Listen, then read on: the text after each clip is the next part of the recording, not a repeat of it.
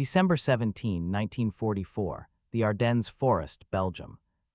Dawn bleeds a pale, cold light through the snow-laden firs. The air is sharp with the scent of pine and cordite. A young German soldier, his uniform a dirty gray against the pristine snow, huddles in a foxhole, his breath plumes in short, panicked bursts. For 2 days the roar of the great German offensive has echoed around him, but here, in this silent pocket of the forest, the war has become intensely personal.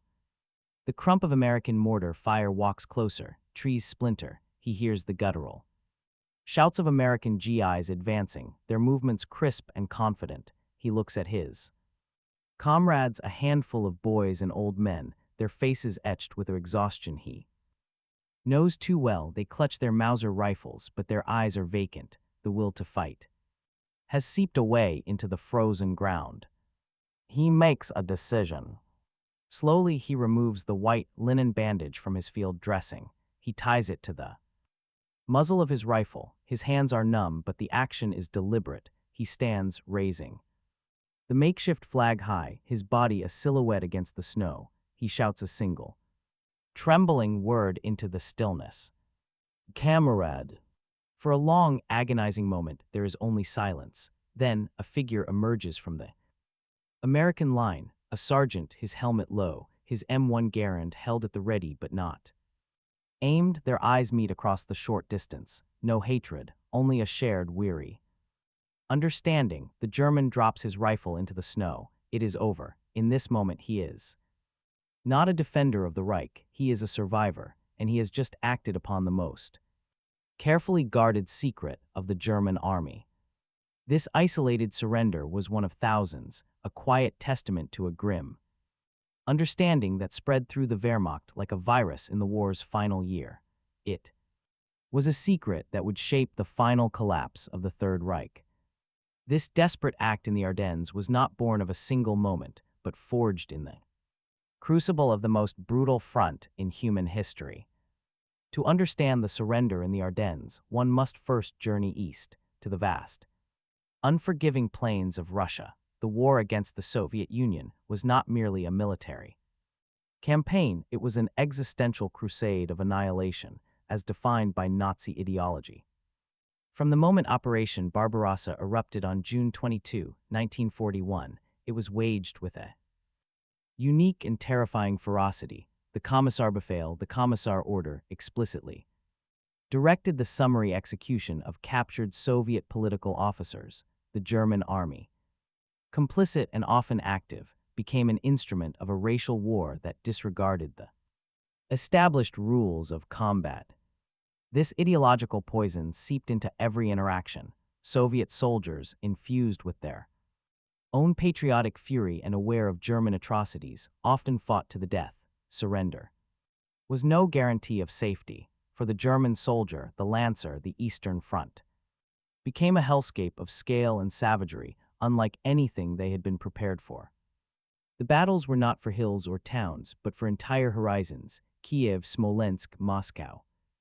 The winter of 1941 introduced a new, merciless enemy, general winter. Temperatures plunged to 40 below zero. Frostbite claimed more limbs than shrapnel. Machines froze solid. Men died in their trenches, their bodies turning to ice statues. Then came Stalingrad. The battle for the city on the Volga descended into a primal, close-quarter slaughterhouse. Fighting was measured in meters, in rooms, in stairwells. The 6th Army, one of the Wehrmacht's finest, was systematically encircled and crushed. When the remnants finally surrendered in February 1943, over 91,000 haggard, frostbitten men stumbled into Soviet captivity. They were the lucky ones. Nearly 150,000 of their comrades lay dead in the ruins. News of this catastrophe filtered back to Germany and to every front, but for the common soldier, the most chilling lesson of Stalingrad was the fate of those prisoners. Only about 5,000 would ever see Germany again. The Soviet Gulag system was a death sentence, its brutality fueled by vengeance for the devastation the Nazis had wrought upon the motherland. This created a simple, brutal equation in the mind of every German soldier who fought. In the East, surrender to the Red Army meant disappearance. It meant a slow, anonymous death in the frozen wastes of the Soviet labor camps. It was not a surrender. At all, it was a delayed execution. This hardened mindset, born in the snows of Stalingrad and cemented in the colossal tank battles at Kursk, created a generation of German soldiers for whom the Eastern Front was a fight for survival with their backs against an abyss. They were trapped between a fanatical regime that demanded victory or death and an enemy that offered only a pitiless end. This Eastern trauma would fundamentally reshape their perception of the new enemy. Arriving from the West, the storm gathering in the East was matched by a gathering force across the English Channel, one that promised a very different kind of war and a very different kind of captivity. While the Wehrmacht bled itself white in the East, a new, colossal force was assembling. Across the English Channel, the United States, an industrial titan awakened from its isolationist slumber, was pouring its seemingly limitless resources into the British Isles. For the German soldier gazing west, the threat was abstract, filtered through the optimistic propaganda of Joseph Goebbels, which dismissed American soldiers as undisciplined, weak, and incapable of serious combat. They were, in the Nazi lexicon, mongrel people. This illusion was shattered on the morning of June 6, 1944, on the beaches of Normandy. The D-Day landings were not merely an invasion, they were a systemic shock. The sheer scale of the Allied armada, over 5,000 vessels, was something beyond German comprehension. It was a display of logistical power that the resource-starved Reich could no longer even imagine. The skies, once the domain of the Luftwaffe, now teemed with thousands of Allied fighter and bomber aircraft, rendering German movement a dangerous, daylight hours-only endeavor. The subsequent battle in Normandy's Bocage country was a brutal educator. The American soldier, the GI, proved to be anything but weak. He was well fed, lavishly equipped, and backed by a devastatingly flexible support system, American artillery, coordinated by lightning-fast radio networks, could deliver a storm of steel onto a target within minutes. Their tank destroyers and Sherman tanks, while often outgunned by German panzers, operated in swarms, leveraging numbers and mobility. This was not the static attritional warfare of the First World War, nor the desperate, existential struggle of the East. This was a war of crushing material superiority. Crucially, the behavior of the Western Allies began to register immediately. The German soldier witnessed a different code of conduct. The Geneva Convention, a document largely ignored in the Soviet Union, was generally observed by American and British forces. Prisoners were taken, fed, and processed through a disciplined military system. They were not summarily executed. They were not marched off to certain death in Siberia. Word began to spread, first in whispers, then in a steady undercurrent of knowledge. A captured GI could expect to survive the war in a POW camp. The same was true in reverse. This created a profound psychological schism within the German army. The veterans of the Eastern Front, the Ostfront hardened men, understood the dichotomy with chilling clarity. They knew what awaited them if they were transferred back east. In the West, they faced a professional, formidable enemy, but that enemy also represented a potential exit, a chance to live, for the green recruits and the older men of the Volkssturm now being thrown into the line. The Western Front, for all its terrors, offered a glimmer of hope that the Eastern Front had extinguished years before. The war was clearly lost. The question was no longer about victory, but about survival, and survival, the open secret whispered, was most likely found in an American prison camp, not a German foxhole. This fundamental shift in perception, from an ideological war of annihilation to a pragmatic fight for personal survival, set the stage for a collapse that would be as much psychological as it was military. The stage was now set to explore the specific angles that cemented this open secret into a driving force of the war's endgame. The Eastern Front was more than a battlefield. It was a psychological wound that never Healed for the German soldier who had endured the frozen hell outside Moscow, the rat-infested ruins of Stalingrad, or the relentless Soviet steamroller at Operation Bagration. The world was divided into two irreconcilable realities. In the east, the enemy was not just the Red Army, but the very environment and the ideological fury that fueled the conflict. They had witnessed and participated in atrocities that stripped away any notion of chivalry or rules of war. The concept of surrender was broken. This was not abstract fear, it was a knowledge etched into their minds by experience. They had seen what happened to comrades who fell into Soviet hands during the Great Retreats, often found murdered, sometimes mutilated. They heard the stories passed like grim folklore of the endless columns of prisoners marching east from Stalingrad. Men dropping like flies to be left by the roadside. The Soviet treatment of POWs was born from a perfect storm of Nazi brutality, Soviet vengeance, and a logistical system that had little capacity for mercy. For the Lancer, the message was clear: the Red Army did not take prisoners for long. This created a powerful, survivalist pragmatism. When a soldier knows one door leads to almost certain death and another leads to probable survival, his choice is not one of loyalty but of instinct. The Eastern Front veteran transferred to the West in 1944 to face the Americans brought this brutal calculus with him. He looked across the line and saw an enemy that, while deadly in its own right, operated within a framework he's understood from an older, almost forgotten time, a framework with rules, a framework where a white flag meant surrender, not a trick. This fundamental disparity in the very nature of captivity between the two fronts made the Western Allied soldier not just an adversary but a potential savior. The trauma of the East was the negative space that defined the open secret. It was the darkness that made the light of surrender in the West so compelling. This psychological foundation, however, was massively reinforced by the sheer, overwhelming force that the American soldier brought to bear, a force not just of men, but of machines. If the Eastern Front broke the German soldier's spirit, the Western Front systematically dismantled his ability to fight. Facing the Americans was an exercise in futility, a daily demonstration of industrial power that made individual bravery and tactical skill seem irrelevant. The German army in late 1944 was a shadow of its former self. Its panzer divisions were filled with understrength, poorly maintained vehicles. Its infantry battalions stuffed with boys and old men. Fuel was scarce, ammunition was rationed, and the Luftwaffe was a phantom. Against this, the Americans deployed a tsunami of steel. A typical U.S. infantry division had a firepower footprint that was simply unimaginable to their German counterparts. It was not just the number of rifles, but the supporting infrastructure of destruction. The Jabos, the German slang for Allied fighter bombers, ruled the skies.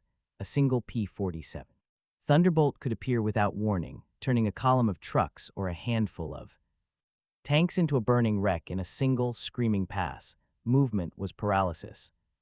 But the true arbiter of the battlefield was American artillery. The U.S. Army had perfected the time-on-target barrage, a meticulously coordinated strike where every shell from every gun landed on the target simultaneously, giving the enemy no time to take cover. The volume of fire was apocalyptic. While a German battery might have a few precious shells to fire in a day, an American battalion could fire hundreds in an hour. For the German soldier in his foxhole, this was not combat, it was a natural disaster. The earth itself seemed to erupt in a continuous, concussive roar. There was no fighting back, only enduring. This material disparity created a cold, logical conclusion. Resistance was not just dangerous, it was pointless. To stand and fight, a U.S. unit was to invite annihilation from a source you could not see or counter. Surrender, therefore, was not an act of cowardice but a rational decision. It was the only way to step off the industrial conveyor belt of death that the Americans had constructed. The open secret was, in part, a simple acknowledgement of this imbalance. Why die for a lost cause when the enemy offering? You surrender could also guarantee you a warm meal and a safe bunker, far from the shelling. Yet this pragmatic calculus was allowed to flourish because of a critical failure from the very top of the Nazi regime, a failure to control the narrative of the enemy. The Nazi regime understood the power of hatred as a motivational tool for the war. Against the Soviet Union, they had a ready-made ideological enemy, Judeo-Bolshevism. This potent, hateful construct was used to justify the war of annihilation. The East dehumanizing the Soviet soldier and making the conflict seem existential. The propaganda machine, led by Joseph Goebbels, was relentless and effective in painting the Eastern Front as a defense of European civilization against an Asiatic horde.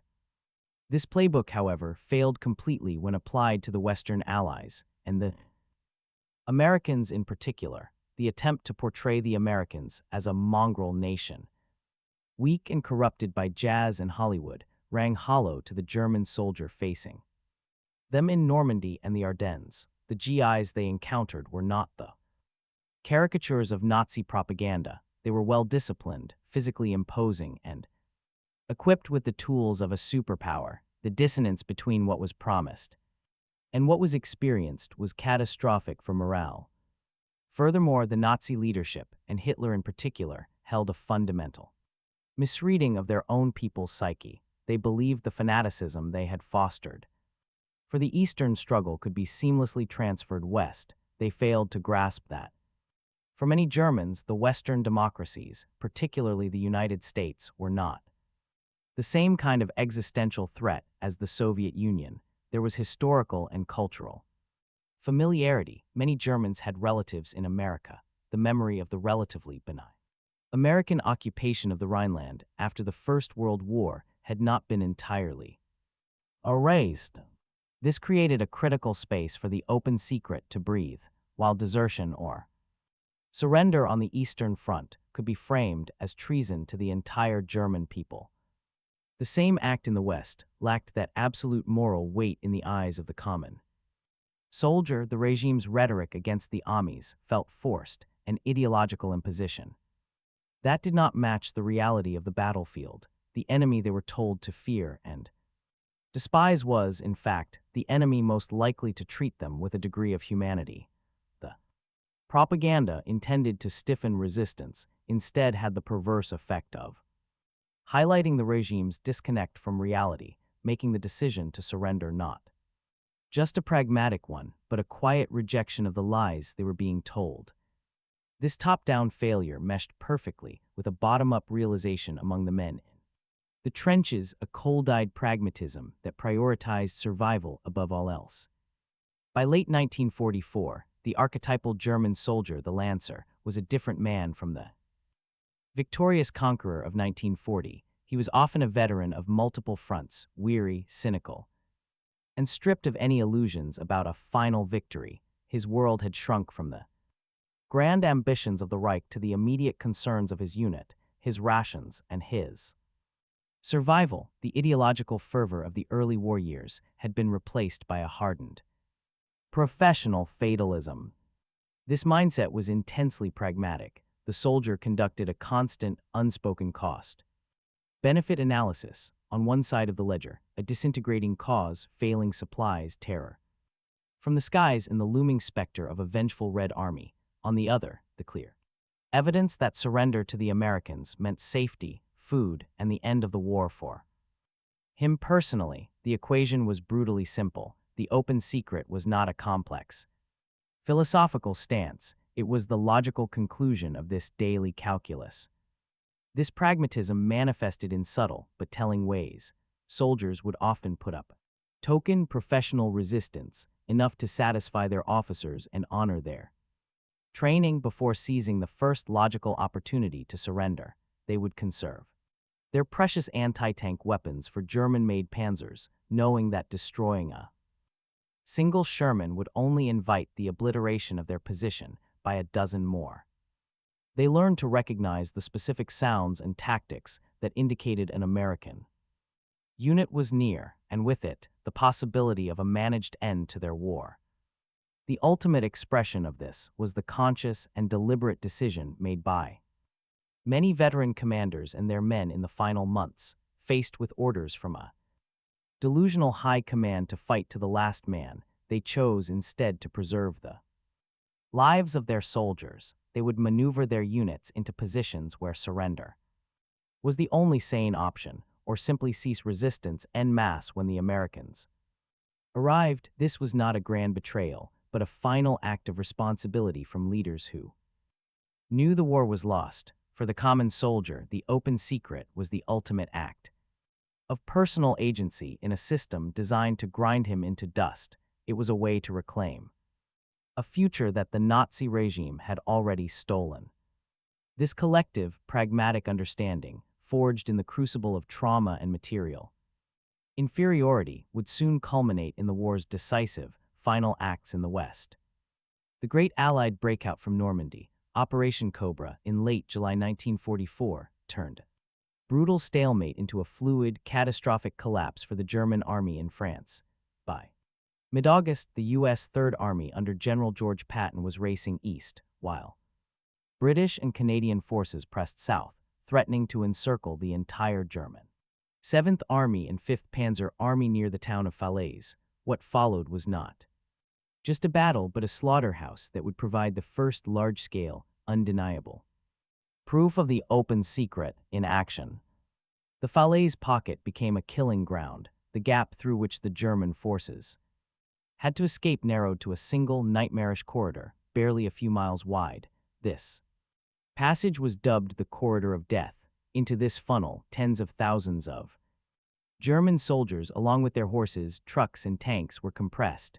Above them, Allied fighter bombers roamed with impunity. The Jabos strafed and bombed with relentless, terrifying precision. The roads became a hellish tableau of shattered equipment, dead animals, and human corpses, the air thick with the stench of death and burning fuel.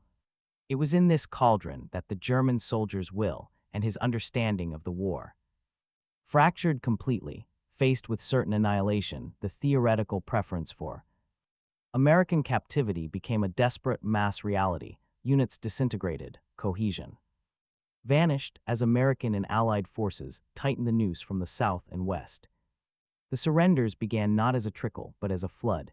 Exhausted, shell-shocked men emerged from the ruins of villages and hedgerows, their hands held high. They surrendered not just to formal infantry units, but to military policemen, supply clerks, and tank crews.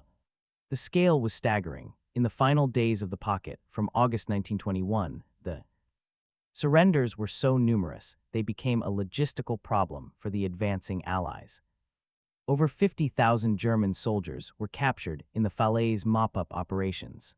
The scenes were chaotic, but they were not scenes of bitter defiance. They were scenes of relief for the survivors who stumbled into captivity. The ordeal was over. They had escaped the pocket. They had escaped the Eastern Front. The Falaise Pocket demonstrated on an operational level that when faced with a choice between a heroic, senseless death and survival in an American POW cage, entire armies would choose the latter. It was a devastating blow to the Wehrmacht's fighting spirit in the West. Psychological defeat from which it would never truly recover. Yet the Nazi regime, in its death throes, had one final desperate card to play, a grand offensive designed to shatter this nascent reality and reverse the tide of the war. Adolf Hitler's plan for the Ardennes offensive, launched on December 16, 1944, was a breathtaking gamble. He sought to split the Allied armies, recapture the port of Antwerp, and force a negotiated peace in the West. It relied on surprise, bad weather to ground the Allied air forces and the momentum of his last remaining elite panzer divisions, but beneath the grand strategy lay a deeper, more desperate need to break the growing demoralization and the corrosive open secret itself. A great victory, he believed, would restore faith in final victory. The initial shock was profound. American units, caught completely by surprise in the quiet Ardennes sector, fought desperate, chaotic holding actions. Stories of heroism like The 101st Airborne's stand at Bastogne would become legend, but for the German soldier plunging into the frozen forests, the offensive quickly revealed itself as a grotesque mirror of their own propaganda. The weather, their initial ally, soon cleared. And with the clear skies returned the jobos, the great columns of panzers and trucks, stalled on icy roads, were systematically annihilated from the air. The fuel and ammunition shortages that had plagued them in Normandy became catastrophic in this deep penetration. The elite SS Panzer divisions, fueled by desperate fanaticism, often fought on, but the regular army units, the Wehrmacht, began to crumble almost immediately. They were attacking into the very forces they had learned represented their best chance of survival. The offensive, intended to destroy the American will to fight, instead solidified the German soldiers' will to surrender. As the American defense stiffened and then began its methodical counterattack, the surrenders began anew, on a scale even larger than Falaise. German soldiers, often cold, hungry and abandoned by their leadership, would launch a half-hearted attack, then immediately give up. Others simply walked into American lines, their hands in the air. Without a fight, the contrast was stark. At the siege of Bastogne, the American commander's defiant "nuts" reply to a German surrender demand became a symbol of unwavering resolve. Yet, in the fields and woods around the town, thousands of German soldiers were making the opposite calculation, seeking that very surrender. The Battle of the Bulge was the death knell for the German army in the West. It consumed the last of the Reich's strategic reserves and its best remaining equipment. For the common soldier, it was the final, irrefutable proof that the High Command was willing to sacrifice them in a futile gesture. The failure of the Ardennes offensive didn't just lose ground, it shattered the last vestige of hope. It transformed the open secret from a whispered option into the dominant, unspoken strategy for surviving the war. Inevitable end. The will to resist had not been broken, it had been rationally discarded. The collapse foretold in the Ardennes and sealed in the Bulge now gave way to the final overwhelming tide, a human deluge that would wash into the prisoner of war camps of the victorious Allies. The failure of the Ardennes offensive opened the floodgates. From January 1945 until the final surrender in May, the Western Front witnessed not a fighting retreat, but a systemic dissolution. The German army in the West began to melt away, its disintegration accelerating with each passing week. The Rhine River, the historic barrier of the German heartland, was crossed with stunning ease at Remagen on March 7, 1945. When American forces captured the Ludendorff Bridge intact, this was not just a tactical coup, it was a profound symbolic breach. The Reich was now truly exposed. What followed was a relentless advance into Germany itself, met not by a fanatical last stand but by a wave of humanity seeking salvation. The surrenders became wholesale.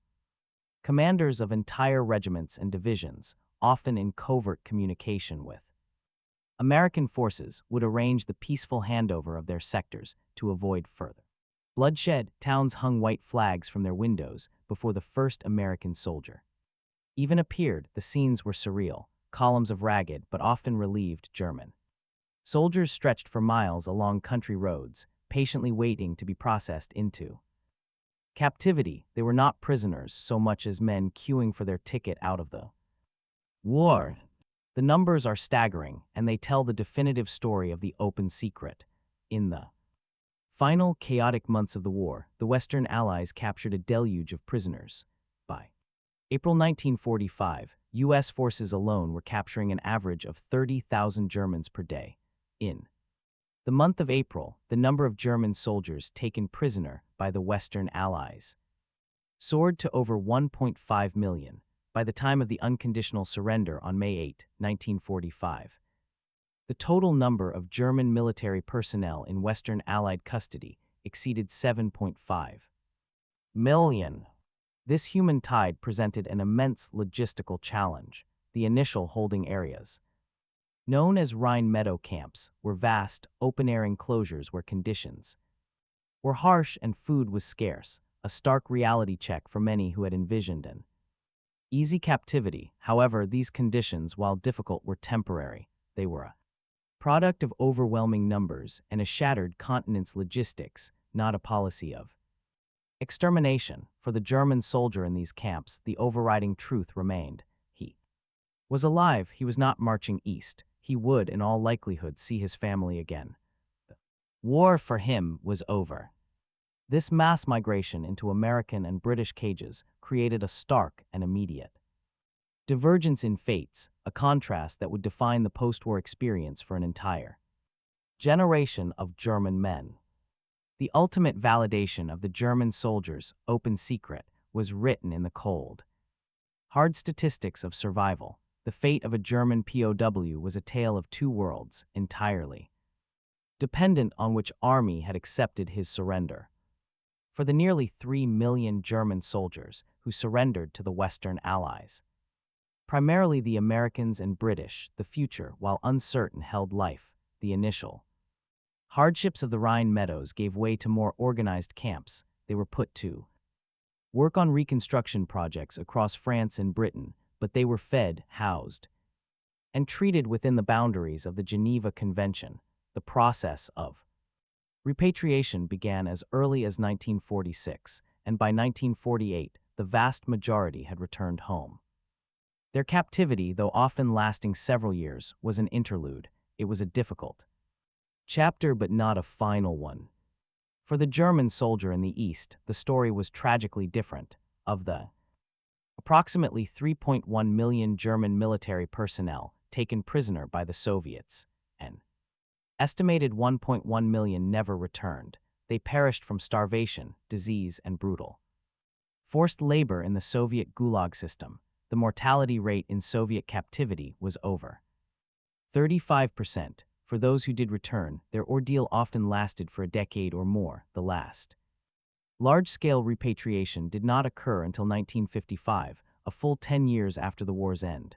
They came back broken men, haunted by an experience that dwarfed the hardships of the West.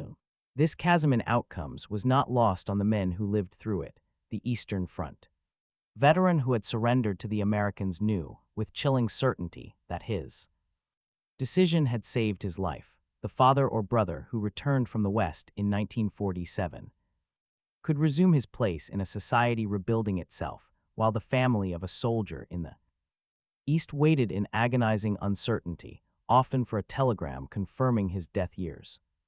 After the fighting had stopped, the open secret was, therefore, more than a battlefield tactic. It was a demographic and social force that shaped post-war Germany. It ensured that a larger proportion of the nation's men returned from the West, ready to contribute to the economic miracle that was to come. It left a legacy where the memory of the war against the Western Allies was one of professional respect and ultimately reconciliation, while the memory of the East remained one of unending trauma. The collective choice of hundreds of thousands of individual soldiers to seek out American captivity became one of the most significant yet quietest factors in the foundation of the modern Federal Republic of Germany.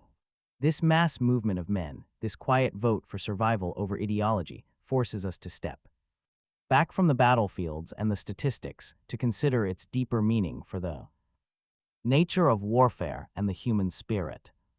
The story of the German soldiers' calculated surrender is not one of heroic last stands or grand ideological conversions. It is a quieter, more profound narrative of human instinct, asserting itself against the crushing machinery of total war. In the end, the open secret was a triumph of pragmatism over fanaticism, of the individual's will to live over the state's demand for sacrifice. It reveals that even within the most rigid and brutal of systems, a space for self-preservation can emerge, a collective understanding that bypasses official doctrine and becomes a force in its own right. This unspoken pact between adversary and captive speaks to a fundamental truth often lost in the grand strategies of leaders, that soldiers, regardless of uniform, often share a common ground of exhaustion and a desire to return home. The American GI, for all the Industrial fury he represented also became, paradoxically, a symbol of mercy. He was the gatekeeper to a future, and the German soldier, in choosing surrender, was making a rational bet on that future. This dynamic helped spare countless lives on both sides in the war's final, chaotic act, creating a foundation upon which a lasting peace and a remarkable reconciliation between former enemies could eventually be built. The echoes of this chapter resonate beyond 1945. It stands as a timeless lesson on the limits of ideological control and the power of a simple human truth. When the rhetoric of hatred fails to match the reality of the battlefield, when the cause is lost and the choice is between a symbolic death and a tangible life, the most deeply ingrained propaganda can shatter. The German army's open secret was, in its essence, the rediscovery of a basic human calculus, a reminder that even in the heart of darkness, the will to survive can forge its own quiet path to the light.